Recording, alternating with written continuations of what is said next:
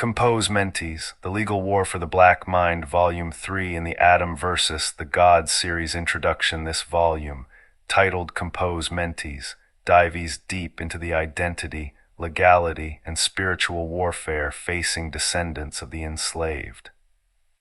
Through historical records, legal codes, scripture, and cultural commentary, it uncovers the process by which a people referred to in law as black were removed from the land, enslaved through contract, and made into commodities under maritime, civil, and corporate law.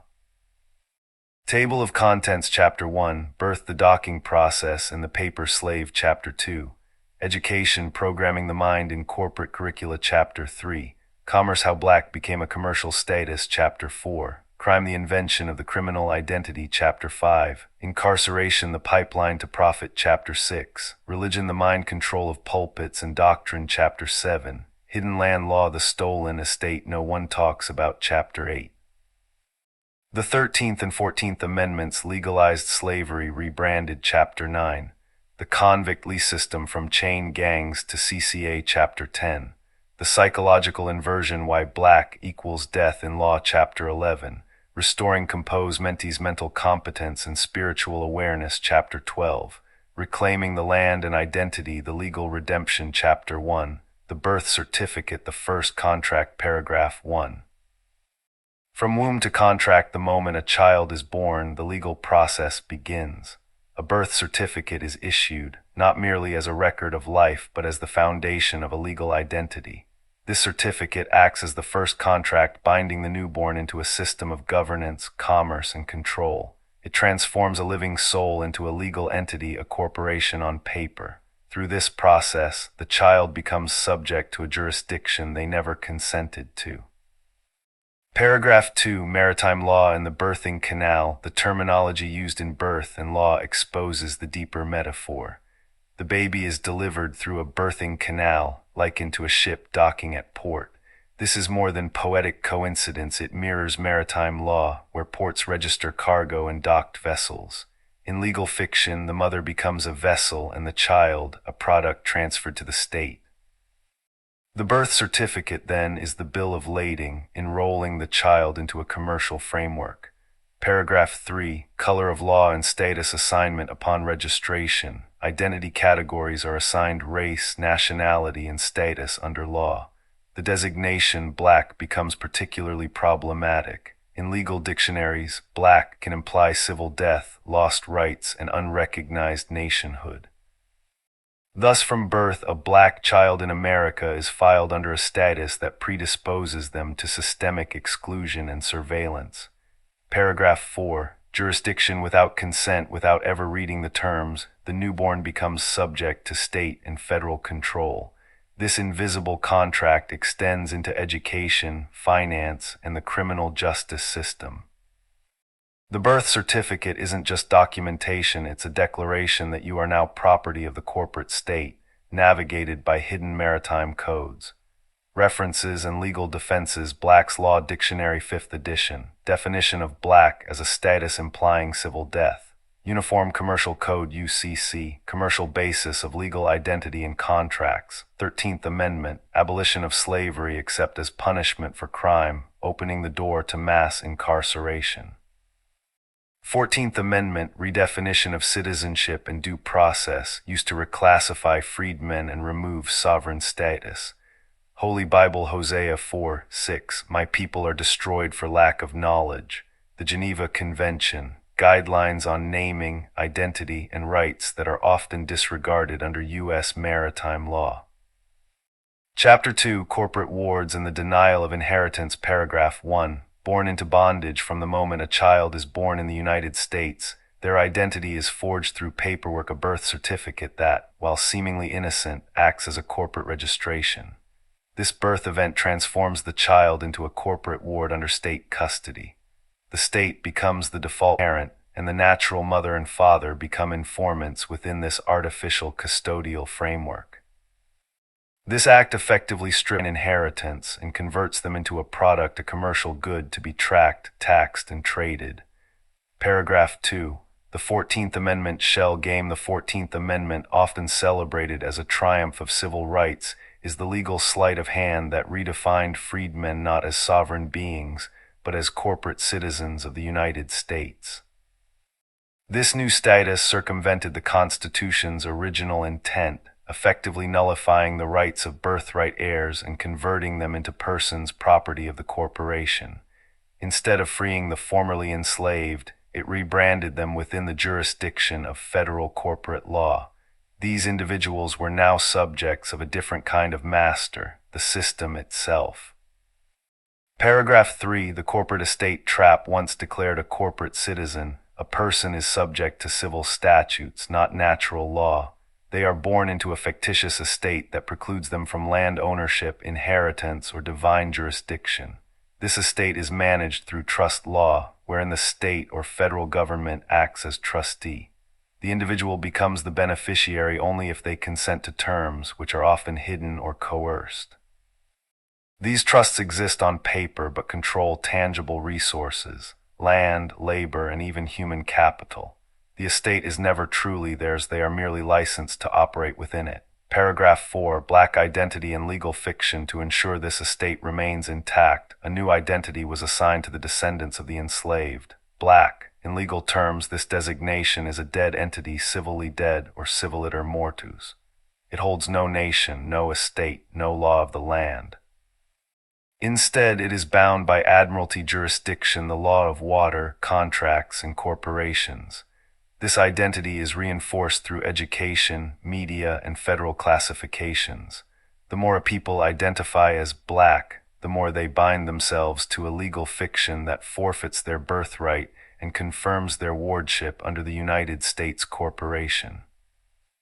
Chapter 2. References and Legal Defenses. 14th Amendment to the U.S. Constitution established corporate citizenship, which redefined freedmen under federal jurisdiction rather than sovereign natural law. Black's Law Dictionary defines person as a legal fiction or artificial entity, defines civiliter mortus as civilly dead, one without rights in the eyes of the law. Congressional Record 1871, the incorporation of the United States as a federal corporation under the Act of 1871. U.S. trust law illustrates how birth certificates create hidden trust relationships, converting natural citizens into beneficiaries of artificial estates. Scripture, Hosea 4:6, my people are destroyed for lack of knowledge. Scripture, Matthew 23:13, woe unto you, lawyers and Pharisees, for you shut up the kingdom of heaven against men. Uniform Commercial Code, UCC, governs contracts and commerce under corporate law, applicable to all U.S. citizens as corporate persons. Chapter 3. Indoctrination by Curriculum. How the school system became a womb of compliance from kindergarten to high school. The American education system has functioned less as a garden of enlightenment and more as a factory of obedience. Originally established to train factory workers and prepare students for industrial servitude, its roots were not in liberation, but in conformity. Bell schedules mimic work shifts. Rows of desks simulate factory floors. Testing reinforces performance over understanding. Children are taught what to think, not how to think. The indoctrination is subtle but intentional. From pledging allegiance each morning to being taught sanitized versions of history, students are given a steady diet of patriotism and corporate loyalty while their critical faculties atrophy. Lessons are filtered through a Eurocentric lens, often omitting the stories of the oppressed, the stolen, and the enslaved. This omission is not accidental. It is legally reinforced through curriculum standards approved by corporate-backed boards. Furthermore, children identified as black under the legal framework of corporate citizenship are often treated with subconscious bias. They are disproportionately labeled as behavioral problems, placed in special education, or suspended, setting them on a pipeline toward criminality, not college. This isn't education. This is algorithmic identity programming. The system conditions them to see themselves as inferior, expendable, and deviant while exalting whiteness as the default. The effect is long-lasting. Graduates of this system often emerge with little knowledge of who they truly are, their legal standing, or their ancestral rights. Their minds have been shaped to fit the matrix of productivity and obedience, unaware that their very identity has been hijacked.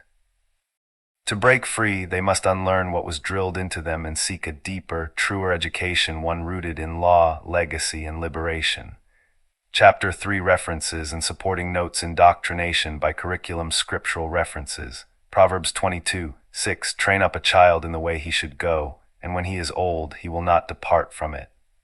Highlights the spiritual importance of early education and warns of long-term influence, whether righteous or destructive. Hosea 4:6 My people are destroyed for lack of knowledge, a condemnation of systems that deny access to truth, especially to children in formative stages. Isaiah 10:12 Woe unto them that decree unrighteous decrees, to turn aside the needy from judgment, speaks against unjust legal and social systems that harm the innocent, such as manipulated curriculum laws. Legal references. 14th Amendment codifies corporate citizenship, disconnecting students labeled black from national inheritance under the Republic. Allows public education systems to treat identity as civil property, not divine or ancestral right. Plyler v. Doe 1982 Supreme Court affirmed the right of undocumented students to public education. Demonstrates the power of the state to shape who receives education and under what terms. Compulsory education laws mandate state-controlled instruction, enforce attendance in environments that may devalue heritage or lawfully indoctrinate under corporate curriculum.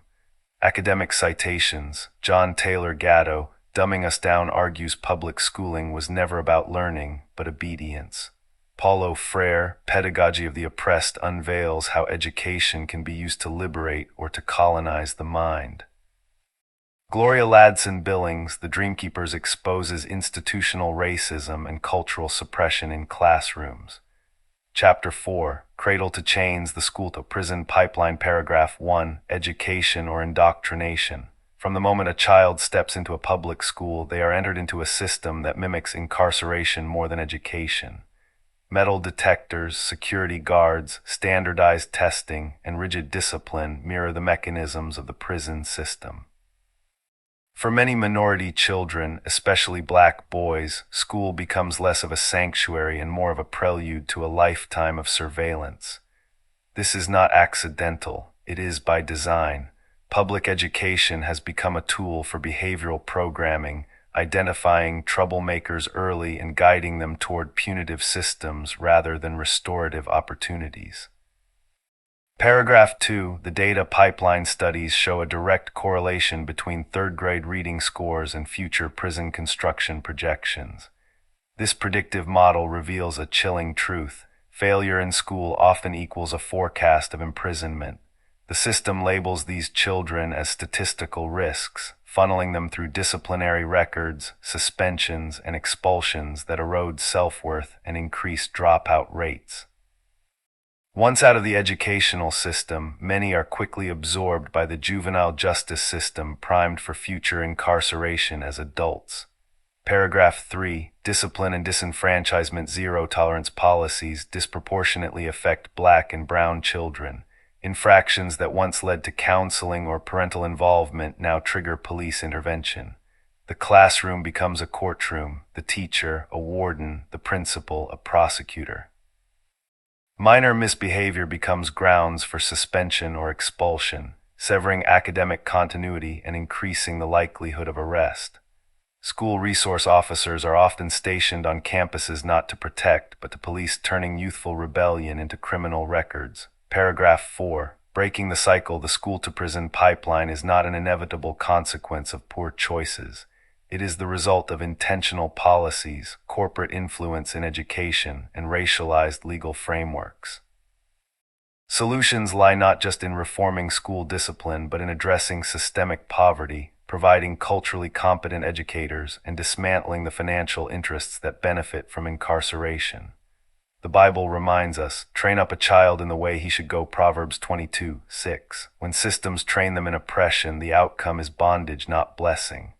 This chapter calls for a radical rethinking of education, one rooted in justice, restoration, and truth. References and supporting notes. Scriptural references. Proverbs 22:6 emphasizes the moral and spiritual responsibility of guiding children, not criminalizing them. Isaiah 10:12 condemns unjust legal decrees that rob the poor of their rights. Legal and historical references. U.S. Department of Education Office for Civil Rights reports on disproportionate suspensions by race. ACLU School to Prison Pipeline Fact Sheet documents systemic inequalities. Locking Up Our Own by James Foreman Jr. Analysis of Black Leadership and Criminal Justice Policies. Academic sources. Michelle Alexander. The New Jim Crow Connects Education Policy to Mass Incarceration. Pedro Noguera. Schooling for Resilience investigates racial inequality in urban education. Advancement Project Test, Punish, and Push Out report details the academic pipeline to prison. Chapter 5, Institutional Chains, the School-to-Prison Pipeline and the Codification of Identity. The term school-to-prison pipeline is more than a phrase. It is a well-oiled legal mechanism rooted in identity, policy, and historical betrayal. Children born into impoverished neighborhoods, disproportionately black and brown, are funneled from underfunded schools directly into the criminal justice system. This is no accident. It is the result of decades of legal infrastructure designed to treat behavior as criminal, especially when exhibited by children classified as black under legal status. These children are marked early. The suspension rates, zero-tolerance policies, police presence in hallways all serve as early indicators of their perceived value to the state. And behind each of these disciplinary tools is a code, a statute, or a policy derived from older constructs, vagrancy laws, truancy acts, and racial surveillance dating back to Reconstruction. Every law since then has fed this machine. The moment a child is expelled or arrested at school, they are reclassified in the system as a criminal entity. But the more insidious aspect is identity. The term black itself, codified in law, renders them dead in law or civilly dead, stripping them of standing. These aren't just policies. They are sentences handed down by a system that views their presence as a threat and their identity as a liability. The so-called public education system in these areas often serves more as pre-correctional conditioning. Uniforms, bells, metal detectors, these are not tools of learning, but tools of obedience. And once that obedience is broken, the next step is booking. The goal isn't just incarceration. It's compliance, submission, and the full conversion of a living soul into a corporate asset via the prison industrial complex. References and supporting notes. Scriptural references. Proverbs 22:6 train up a child in the way he should go, and when he is old, he will not depart from it. The inverse is also true. When trained under oppression, the child may accept chains as normal. Isaiah 10:12 Woe unto them that decree unrighteous decrees, to turn aside the needy from judgment, directly condemns unjust legal systems targeting the poor. Matthew 25:40 Inasmuch as ye have done it unto one of the least of these my brethren, ye have done it unto me. A spiritual defense of those dehumanized by these legal systems. Legal references. 13th Amendment permits slavery as punishment for crime, forms the legal basis of convict leasing. 14th Amendment grants corporate personhood but reclassifies human persons under artificial statuses like black or minority. Goss v. Lopez 1975 Supreme Court case recognizing students' rights to due process, but often circumvented in inner-city districts. Civiliter mortuus, the legal term for civilly dead, how identity is legally erased through classification. Academic references. Michelle Alexander, The New Jim Crow identifies how the legal system functions as a racial caste system. Monique W. Morris, Push Out documents how black girls are disproportionately targeted by disciplinary policies. ACLU reports on school-to-prison pipeline evidence of policing and criminalization patterns across U.S. public schools. Chapter 6, Educational Warfare, how the curriculum was weaponized against the mind of the captive. Paragraph 1. The classroom as a battlefield. Modern education in America was never designed for the liberation of the mind, but for its containment. For children of the freedmen, especially those classified as black, the schoolhouse became an extension of the plantation. Bells replaced horns, desks replaced fields, and standardized testing replaced whips, but the goal remained the same: control.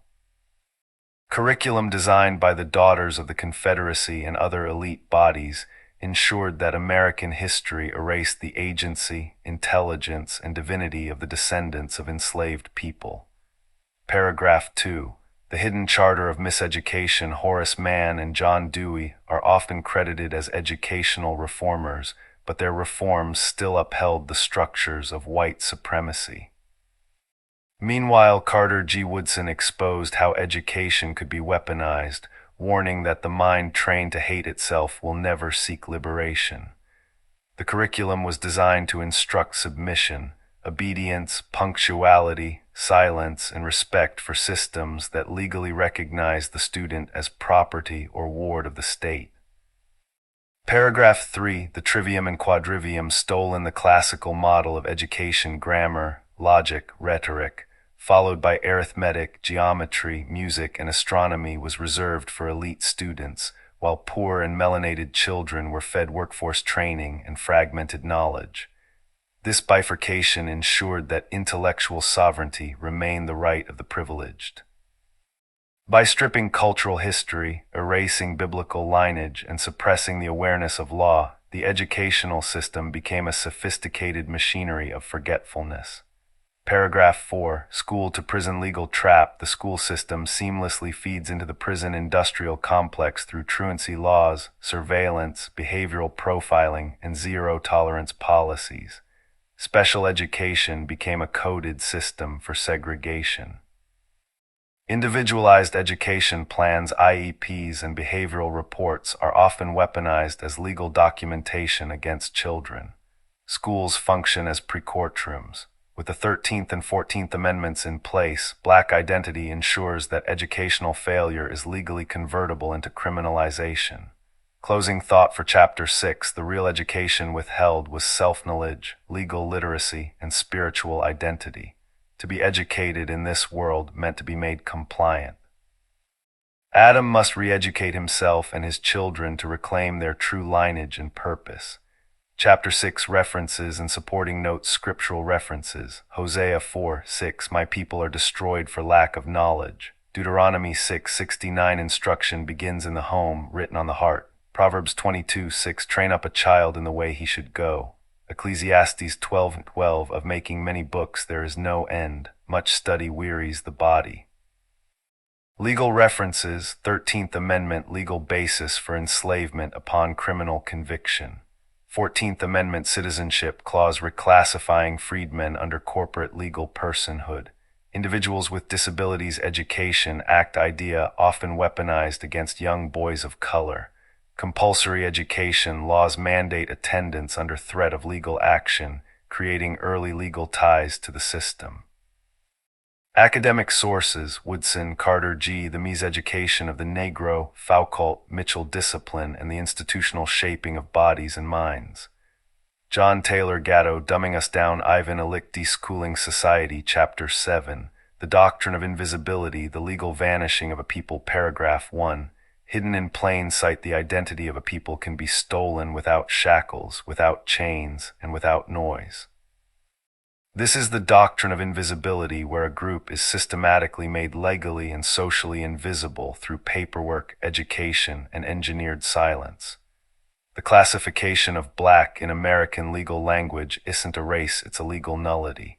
To be black is to be an orphan in law, severed from your inheritance, your land, and your identity as a legal person with rights recognized by divine and constitutional law. Paragraph 2. Education as erasure in the schooling pipeline. Curriculum is not neutral. It is a tool of reinforcement for invisibility. Black children are taught slavery as origin, trauma as identity, and entertainment as destiny. Nothing in their textbooks references the pre-1492 identity of their ancestors as sovereigns, kings, landowners, or heirs. Through generational cycles of intentional exclusion, black legal history is reduced to folklore. The youth walk into courts unaware of their birthright, speaking in terms created to destroy them. Paragraph 3. Legal linguistics and erasure words or spells in court. The moment a man identifies as black, he enters into a legal fiction, surrendering his divine status under God for a 14th Amendment reclassification. It is this substitution of natural law for corporate status that makes him invisible to constitutional protection. Person, citizen, and individual are all legal terms used strategically to trap souls in paperwork. Through this linguistic trickery, a people disappear. Paragraph 4. The correction begins with recognition. The only way to reverse the doctrine of invisibility is to reassert one's proper name, status, and jurisdiction.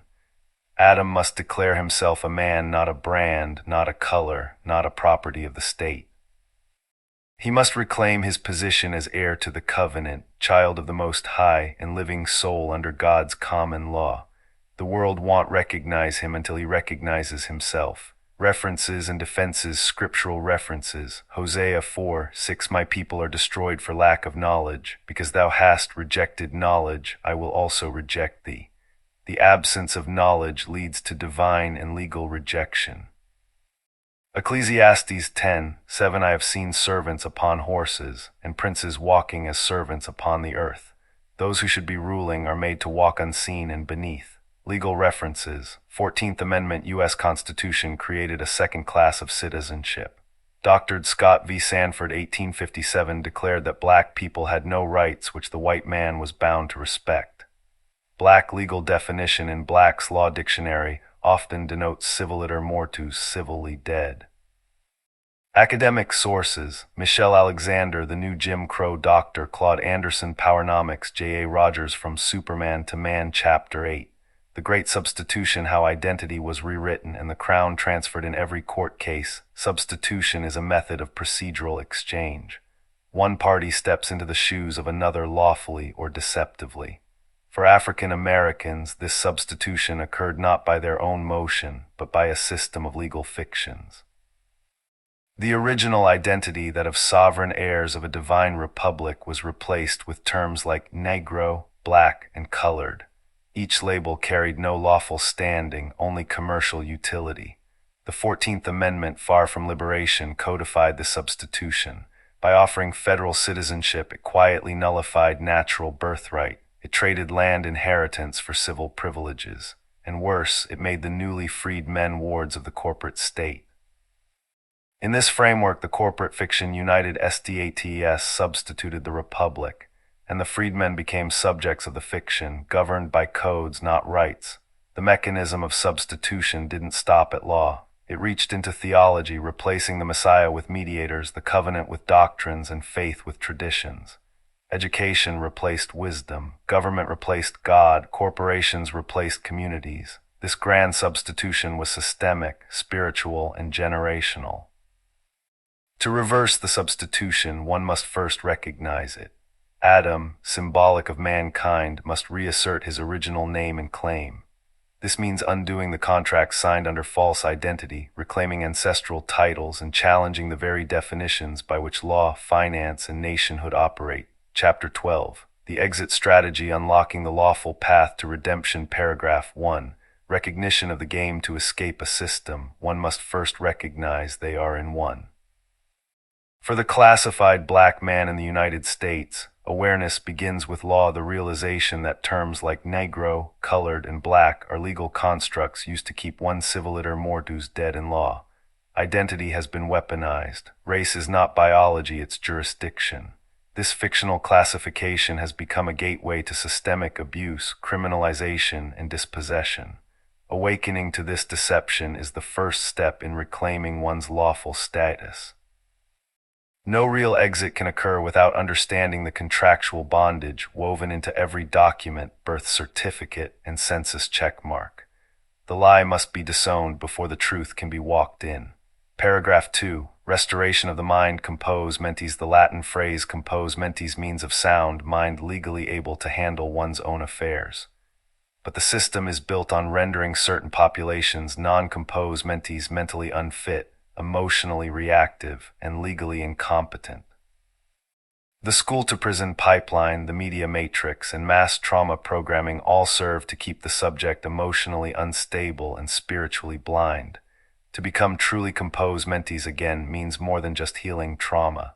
It requires the renewal of the legal mind, knowing one's standing, correcting status, learning jurisdiction, and engaging in precise verbal and written lawfare. This chapter is not just about escape. It is about restoration of true dominion. Paragraph 3. Practical steps to sovereignty. The lawful exit begins with status correction, removing oneself from the black classification, and reasserting lawful inheritance under one's true nation, trust, or biblical lineage. This often includes corrective affidavits and declarations of status, learning the difference between public and private law, removing one's name from commercial registries, refusing to be represented by attorneys who work for the court, not the client, declaring oneself living, natural, competent, and not property. This is not a sovereign citizen ideology. It is a spiritual and legal awakening to true citizenship under God and nature, not corporate governance. Paragraph 4. Redemption through truth and covenant. The final exit isn't just legal, it's spiritual. No amount of affidavits can restore what only the covenant can. Returning to the law of God, the law of love, justice, and natural order is how Adam regains his Eden. Redemption requires repentance, not just paperwork. It requires understanding one's role as heir, not debtor, as man, not commodity, as covenant keeper, not contract slave. The exit strategy ends where it began, with identity, knowing who you are in the Most High and walking in alignment with that divine inheritance. Chapter 12, References and Defenses, Scriptural References. Galatians 4:7. So you are no longer a slave, but a son, and since you are a son, God has made you also an heir. Romans 12:2. Be transformed by the renewing of your mind. Hosea 4:6. My people are destroyed for lack of knowledge, legal and historical references.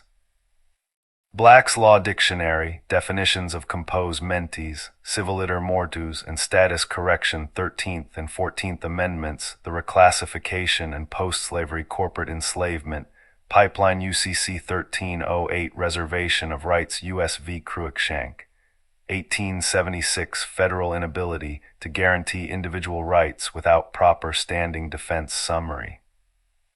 The lawful path to redemption involves acknowledging legal identity traps, understanding contracts and jurisdiction, and choosing to walk in both legal and spiritual truth. This path is not rebellion, it is reclamation, a return to one's inheritance in divine law and natural liberty.